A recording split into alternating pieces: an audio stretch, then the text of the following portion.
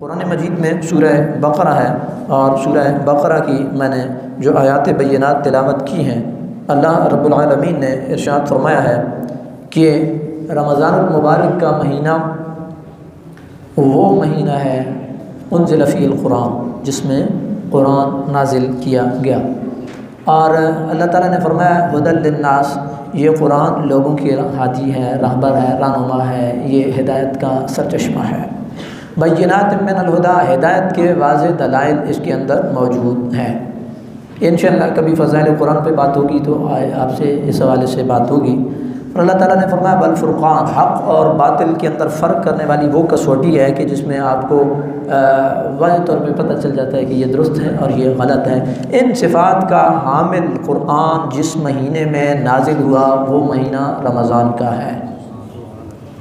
एक तो इसकी रमज़ान की फ़जीलत ये है कि इसमें हमारा हादी, रहबर, रहनुमा, हिदायत से भरा हुआ और हक़ और बातिल में और दुरुस्त और गलत में फ़र्क करने वाली किताब हमें अता की गई, जिस महीने में वो महीना रमज़ान का है। और दूसरा ये है कि रोज़ों की फ़र्ज़ियत के लिए जिस महीने का इंतख़ाब किया गया वो भी रमज़ान का है। इस्लामी 12 महीने ना, मुहर्रम, सफ़र, रबीउल अव्वल, रबीउल सानी, गिनते चले जाए 12 महीने, उनमें रमज़ान जिसमें अल्लाह ताला ने रोज़े को फ़र्ज़ किया वो रमज़ान का महीना। तो ये इसकी दो बड़ी अजीम तरीन फ़जीलतें हैं किसकी, माह रमज़ान की। बरदान मुकर्रम, रमज़ान के हवाले से उलमा ने बात करते हुए अल्लाह करोड़ों रहमतें नाज़िल करें उन उलमा के ऊपर कि जिन्होंने अपनी ज़िंदगियाँ इस दीन के लिए लगाई हैं। और आपके पास ये ऐसे पहुँचा है जिस तरह वो गाइडें नहीं होती थी और टेस्ट पेपर होते थे, मुख्तसर खुलासे उसमें दिए होते थे और आप मज़मून को उधर से याद कर लेते थे। ये उलमा की मेहनत से मुमकिन हुआ। उलमा ने लिखा है कि रमज़ान से ये बना है और ये सख्त शिद्दत की जो धूप होती है ना, जो बदन को जलाती है, तो ये उसके लिए अरबी में इस्तेमाल होता है। तो इस माने के लिहाज पर रमज़ान को भी रमज़ान इसलिए कहते हैं कि जिस तरह वो धूप बदन को जलाती है, यहाँ रब की रहमत जो है वो गुनाहों को जलाती है।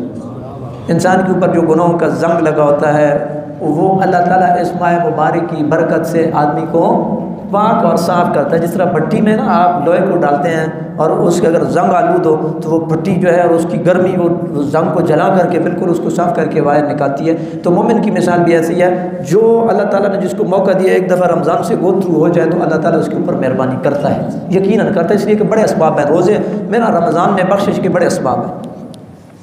तो अल्लाह ताला ने इरशाद फरमाया फमन शहिद मिनकुम अश-शहरा फल्यसुम, तुम में से जो ये महीना पाए उसे चाहिए कि रोज़े रखे।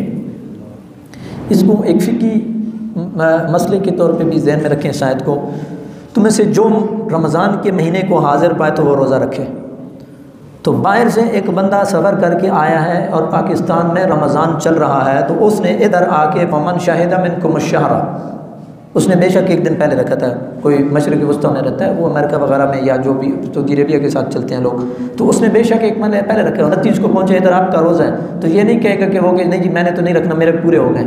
जो रमज़ान का महीना पाएगा वो रोज़ा रखेगा। सेम यही पोजीशन है अगर इधर से कोई बाहर ट्रैवल करता है, तो अगर वहाँ पे रमज़ान है तो रोज़ा रखेगा, और अगर वहाँ के लोगों ने ईद कर लिया है तो अगर इसकी गिनती पूरी नहीं है, 28 है मिसाल के तौर पे, तो ये उस दिन ईद करेगा, बाद में एक रोज़ा जो है वो क्या करेगा, कज़ा करेगा। ये मसला ज़हन में रखिए। इसके बाद मरीज़ और मुसाफिर की बात हुई और उसकी रुख्सत की बात हुई है कि जो मरीज़ हो या मुसाफिर हो तो वो कज़ा करेगा, यानी बाद में रोज़ा रखेगा। तो इसके बाद अल्लाह ताला ने फरमाया युरीदुल्लाहु बिकुमुल युस्रा वला युरीदु बिकुमुल उसरा, अल्लाह तुमसे आसानी का मामला करना चाहता है, अल्लाह तुम्हें मुशक्क़त में नहीं डालना चाहता, अल्लाह तुम्हें मुशक्क़त में नहीं डालना चाहता। अच्छा, आसानी, रिफ्क, नरमी करीबुल माना अल्फाज हैं, मतलब थोड़े बहुत फ़र्क के साथ बिल्कुल करीबुल माना अल्फाज हैं। तो हदीस में आता है अल्लाह ताला रफ़ीक है, यानी नरमी बरतने वाला है, और रिफ्क को पसंद करता है, युहिब्बुर रिफ्क़ा, रिफ्क को पसंद करता है। तो मतलब ये है कि मखलूक खुदा के साथ रिफ्क और आसानी का मामला जो है वो रब भी करता है, तो मखलूक खुदा को भी आपस में एक दूसरे के साथ आसानी का मामला ही करना चाहिए।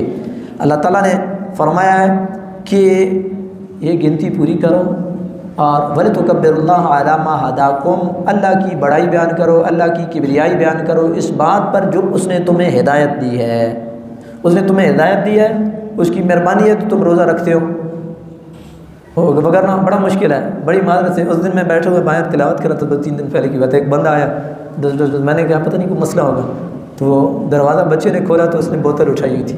तो मैंने उसको कहा, मैंने कहा यार रोज़े नहीं है। कहता वो मिस्त्री जो है ना जी, पता नहीं अल्लाह ही बेहतर जानते हैं, मिस्त्री जो है ना वो कहता है नहीं मैंने रोज़ा नहीं रखा है।